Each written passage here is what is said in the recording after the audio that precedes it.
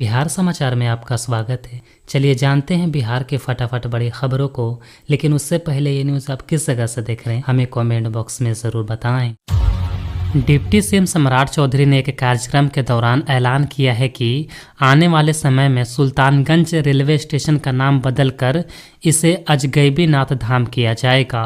उन्होंने कहा कि अजगैबीनाथ धाम के नगर परिषद में सरकार के पास ये प्रस्ताव भेजा गया है, जिसे बिहार सरकार भारत सरकार के रेल मंत्रालय को जल्द भेजेगी। जेएमएम, राजद और कांग्रेस तीनों ही पार्टियां घोर परिवारवादी है, ये कहना है प्रधानमंत्री नरेंद्र मोदी का। झारखंड में जनसभा के दौरान उन्होंने कहा, झारखंड के कुछ नेता परिवारवादी पार्टी की गोद में जाकर बैठ गए हैं। पीएम का इशारा लालू प्रसाद यादव और हेमंत सोरेन पर था। बिहार में लगभग 4000 शिक्षक फर्जी पाए गए हैं। जांच के दौरान 80% शिक्षकों का सीटीईटी में निर्धारित अंक से कम नंबर है। ऐसे में इन शिक्षकों के खिलाफ कार्रवाई की तैयारी की जा रही है। फर्जी शिक्षकों से सरकार दिए गए वेतन की भी वसूली करेगी। बिहार में लगभग 24,000 शिक्षकों की नौकरी खतरे में है।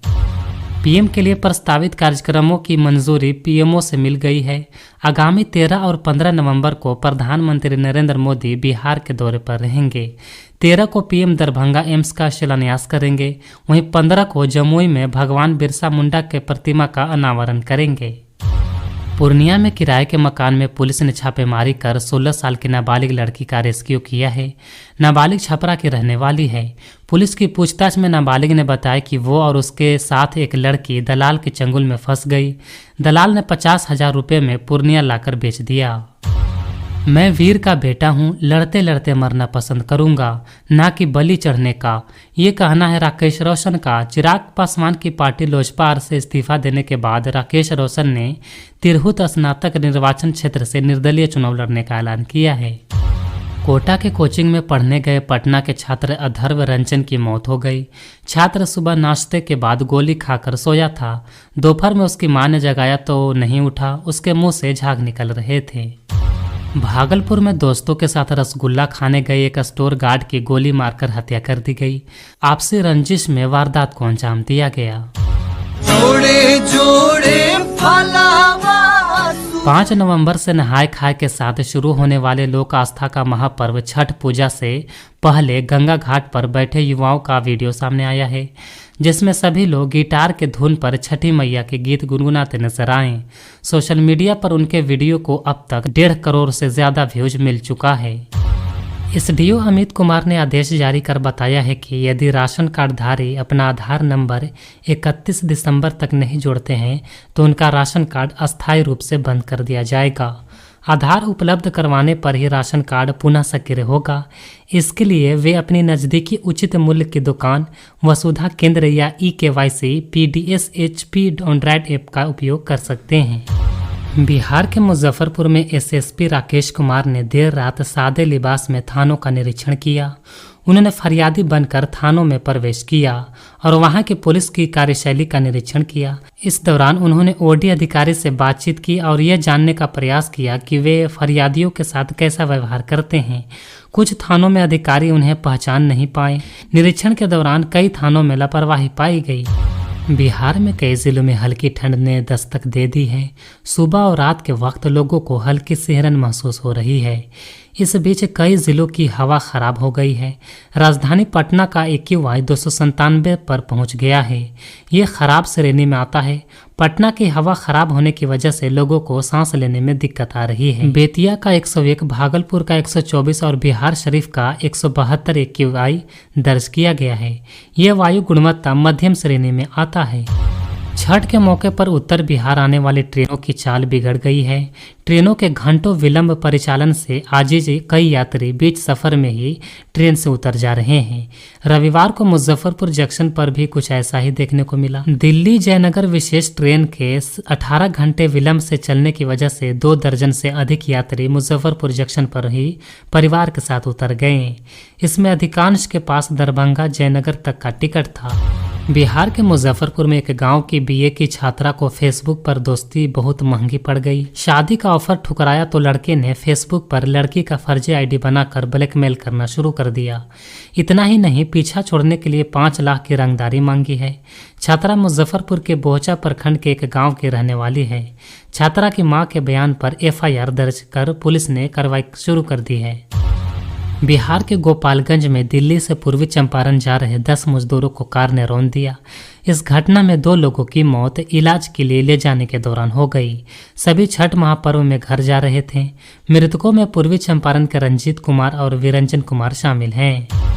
छठ पूजा के दौरान पटना में गंगा किनारे भीड़ को देखते हुए कलेक्ट्रेट घाट पर पुलिस कैंप बनाया जाएगा। डीएम डॉक्टर चंद्रशेखर सिंह ने घाट का निरीक्षण कर भवन निर्माण विभाग को 48 घंटे में टेंट लगाने का निर्देश दिया है। इस बार कलेक्ट्रेट और महेंद्रू घाट पर अधिक भीड़ की संभावना को देखते हुए अस्थायी टेंट बनाकर पुलिसकर्मियों को ठहरने की व्यवस्था की जाएगी। बिहार में 26 नवंबर से 30 दिसंबर के बीच पंचायत चुनाव के लिए राज्य निर्वाचन पदाधिकारी ने जिलाधिकारियों को 24 फेज का नया दिशा निर्देश जारी किया है। इस दिशा निर्देश के तहत शिक्षकों और सरकारी समितियों के पदाधिकारियों को चुनाव कार्य में नहीं लगाया जाएगा। शांतिपूर्ण और भयमुक्त चुनाव के लिए जरूरी तैयारियों को पूरा करने के लिए जिलाधिकारियों को निर्देश दिए गए हैं।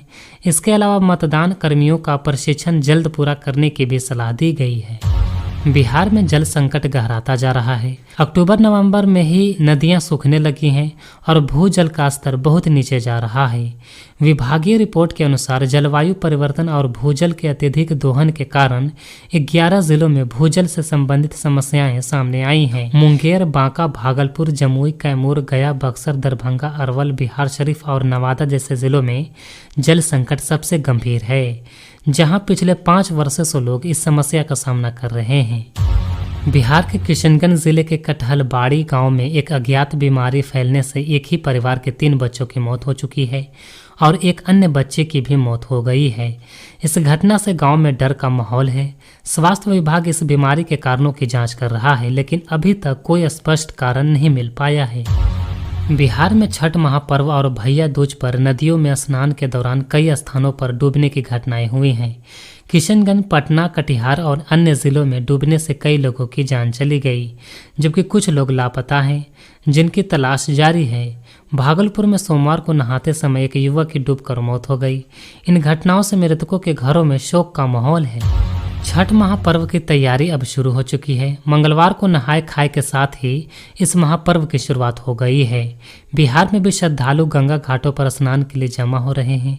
वहीं भीड़ में चोर भी हाथ साफ करने के फिराक में घूम रहे हैं।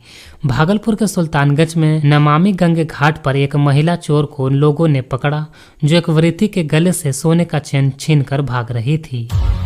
छठ महापर्व को देखते हुए छपरा में मांस और मछली की बिक्री पर प्रतिबंध लगा दिया गया है।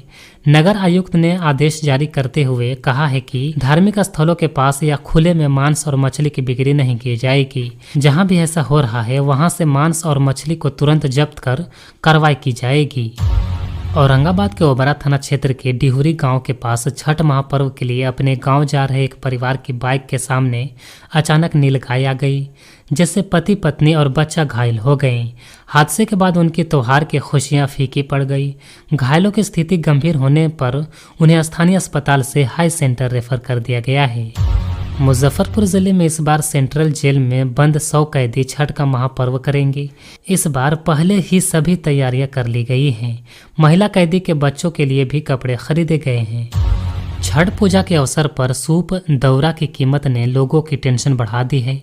पिछले साल की तुलना में कीमत दोगुनी हो गई है। बांस से बने सामग्री के निर्माता और विक्रेता छठ पर अच्छी बिक्री की उम्मीद कर रहे हैं, जो उनके लिए पैसा कमाने का एक अच्छा अवसर है। कीमत में इजाफा की वजह यह है कि इस बार विक्रेता को भी बांस काफी महंगा मिल रहा है। बिहार के शिवहर जिले के तरियानी छपरा में मुस्लिम महिलाएं धर्म की दीवारों को तोड़कर सूर्य नमस्कार करेंगी। कम पढ़ी लिखी होने के बावजूद यहाँ की मुस्लिम महिलाएं कहती हैं कि धर्म के आधार पर लोग नहीं बटें, क्योंकि सबका मालिक एक ही है। बिहार में अब गिट्टी का कारोबार बड़े पैमाने पर बढ़ रहा है। राज्य सरकार गिट्टी का कारोबार में अधिक लोगों को शामिल करने के लिए उन्हें लाइसेंस जारी करेगी। बालू की तरह गिट्टी कारोबार करने वालों को भी लाइसेंस मिलेगा। ये निर्णय नए लोगों को जोड़ने और सरकारी राजस्व बढ़ाने के लिए लिया गया है। बिहार में बेगूसराय के सांसद और केंद्रीय मंत्री गिरिराज सिंह ने ममता बनर्जी पर हिंदुओं के उत्पीड़न को नजरअंदाज करने का आरोप लगाया है। उन्होंने कहा कि कोलकाता में मुसलमानों द्वारा मां काली की प्रतिमा के विसर्जन में किए गए बवाल की निंदा करनी चाहिए। उन्होंने राहुल गांधी, अखिलेश यादव और तेजस्वी यादव पर भी चुप्पी साधने का आरोप लगाया है।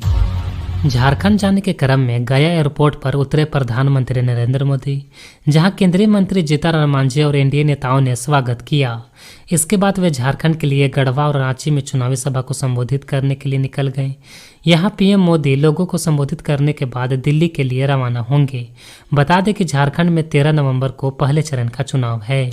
बिहार के भागलपुर स्थित जवाहरलाल नेहरू मेडिकल कॉलेज में रैंकिंग के आरोप में 120 विद्यार्थियों को एक सेमेस्टर पीछे कर दिया गया है। 11 छात्रों पर 25-25 हजार रुपए का जुर्माना भी लगाया गया है। यह छात्र जूनियर छात्राओं को अश्लील मैसेज भेजते पाए गए थे। नेशनल मेडिकल काउंसिल के आदेश पर कॉलेज प्राचार्य ने ये कार्रवाई की है। बिहार में डेंगू के मामले बढ़ते जा रहे हैं। पटना सर्वाधिक प्रभावित है, जहां इस वर्ष 3782 केस सामने आए हैं। गया में 414 केस मिल चुके हैं। राज्य में कुल 7641 मामले दर्ज किए गए हैं।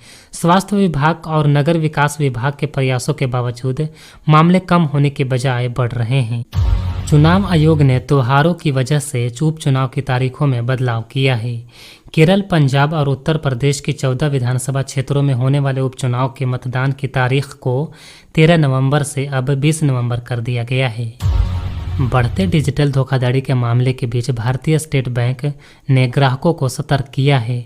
बैंक ने चेतावनी दी है कि धोखेबाज एसबीआई रिवॉर्ड्स पॉइंट्स को रिडीम करने के बहाने फर्जी संदेश भेज रहे हैं। यह संदेश एसएमएस, ईमेल या व्हाट्सएप के पर भेजे जा रहे हैं, जिनमें ग्राहकों से लिंक पर क्लिक करने को कहा जाता है। एसबीआई ने स्पष्ट किया है कि वे कभी भी इस तरह के संदेश नहीं भेजते हैं और ग्राहकों को सलाह दी है कि वे किसी भी अनजान लिंक पर क्लिक ना करें और ना ही अनजान फाइलें डाउनलोड करें। हाल के दिनों में ऐसे धोखाधड़ी के मामले में कई लोग लाखों रुपए तक गंवा चुके हैं। सोमवार को सुबह उत्तराखंड के अल्मोड़ा के मरचूला में यात्रियों से भरी बस अनियंत्रित होकर खाई में जा गिरी। इस हादसे में अभी तक कम से कम 36 लोगों की मौत हो गई है। बस हादसे में 15 लोग घायल हुए हैं, जिन्हें अस्पताल भेजा गया है। दिल्ली में सोमवार को वायु प्रदूषण का स्तर फिर से गंभीर श्रेणी में पहुंच गया। केंद्रीय प्रदूषण नियंत्रण बोर्ड के अनुसार सुबह 6 बजे अधिकतर इलाकों में एयर क्वालिटी इंडेक्स AQI गंभीर या बहुत खराब श्रेणी में दर्ज किया गया, जिसमें आनंद विहार का AQI 432 रहा। आनंद विहार के अलावा अशोक विहार, बवाना, जहांगपुरी, मुंडका, द्वारका, न्यू मोती बाग, पटपड़गंज, पंजाबी बाग, रोहिणी, विवेक विहार और वजीरपुर में भी AQI 400 से ऊपर रहा, जबकि कई जगहों पर ये 300 से 400 के बीच दर्ज हुआ। प्रदूषण का मुख्य कारण हवा में मौजूद PM 2.0 कण है। प्रदूषण कम करने के लिए सड़कों पर पानी का छिड़काव किया जा रहा है। साथ ही यमुना नदी में भी प्रदूषण बढ़ रहा है और कालिंदी कुंज इलाके में नदी में झाग की मोटी परत देखी गई है।